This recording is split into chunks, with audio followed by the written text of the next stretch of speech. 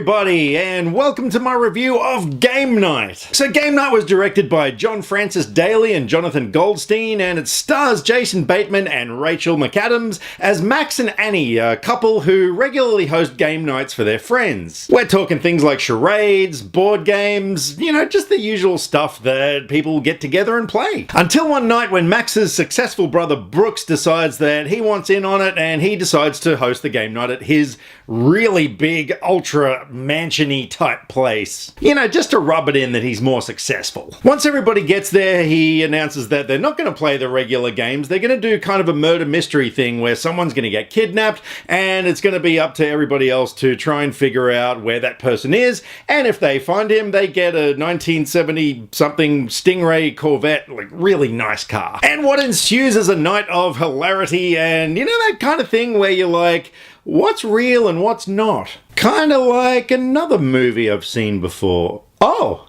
this one. So look, I'm just going to come right out straight away and say this movie was so much fun. I have literally just come home from the theater and I got that feeling, that feeling that you get when you've just seen a really entertaining movie and you just feel good? Well, that's what I'm feeling right now. So the first thing that comes to mind why I love this movie so much was the chemistry between Jason Bateman and Rachel McAdams. I really like both of them as actors, and in this movie they absolutely shone. They were that kind of couple that you want to be like. I mean, every couple who goes to see this movie, I don't care how solid your relationship is, you're not as good as these guys. The opening scene of this film was really well done, and it gives you a cool background on who these people are, why they're together, and yeah, just sets the tone really well for the film. And everybody we meet along the way, all their group of friends, and all the supporting cast and characters were just also intriguing. This movie is rich with really interesting characters. In amongst their group of friends, they got one couple who having kind of a quirky relationship issue, another guy who is just really stupid, but in the funniest way. This guy's shtick just never gets old through the whole film. And there were some really big name supporting actors as well. Chelsea Peretti from Brooklyn Nine-Nine, Danny Houston, Michael C. Hall from Dexter, who looked really thin in this. But above all the supporting actors and characters in this film, I think one of the standouts was Jesse Plemons, who you'd probably remember from Breaking Bad. His character stole the show of at least every scene that he was in. His character was just so intriguing and fascinating, and the way that he played him was absolutely perfect. He was definitely one of the most memorable things about this film. So we never had a shortage of interesting characters in this film, which was great. The plot, it's something we have seen it before, but when you're having this much fun, it's easy to forgive it. And it was just a great looking film as well. I was surprised by how stylishly shot this movie was. There were a lot of moments where the camera was focused on a moving object that was just centered in the screen, and everything around it was moving, if that makes any sense. Think about in the recent version of It, when you see Pennywise dancing and his face is just still and everything is moving around him. So in this movie, when you got things like a car chase where we're looking at the car and it's just still while everything's moving around, it was just really good. And another really cool thing that this film did that kind of messed with my brain just a little bit, there were a lot of shots, kind of big wide aerial shots, that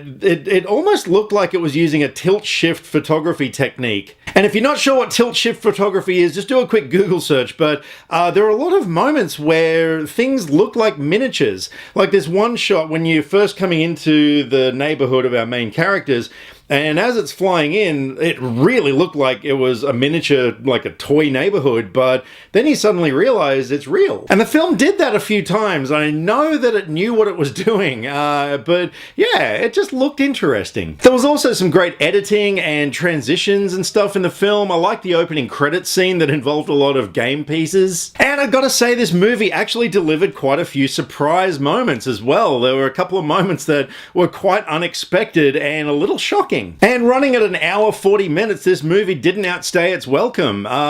It went by really quickly. There weren't really any dull moments in the film. There's probably a couple of exposition scenes that we're a little bit like, you know, come on, let's get to the next bit. And there were just a couple of moments in the film that kind of felt like they got there too quickly. Like there was one scene where Max and Annie are in one place doing something, and then it cuts to another scene where we're back with everybody else, but they're back with them as well. And it's like, wait a minute, how did you get back there so quickly? And please, I implore you to stay till the end of the credits, because there is a really awesome end credits scene that I was literally the only person left in the theater who actually got to see it. So look, despite the film feeling a little familiar in places, having a few inconsistencies and whatnot, I had such a great time. This is a really entertaining film. If you're after a good time at the movies, I would solidly recommend going to see this film, and I'm going to give Game Night an 8.5 out of 10. Alrighty, over to you guys. Have you seen Game Night, and what did you think? Did you like it as much as I did? I really hope you did. And for all you local Gold Coast movie fans out there, this Friday night, of course, is the return of Niche 230 at Pacific Fair Cinemas, where we've got Back to the Future screening at 7 p.m. So if you haven't already got your tickets, make sure you do, because this one's going to be quite popular, methinks. And in the meantime, if you've seen Game Night, let me know what you thought of it. Drop me some comments either here or on Facebook. All the social media links are in the description below, because I like to talk about movies, and I would love to talk about movies with you. I'll catch you next time. Click subscribe to stay up to date with all the latest movie reviews. Skynet will be taking over any day now, so what have you got to lose? Nyah.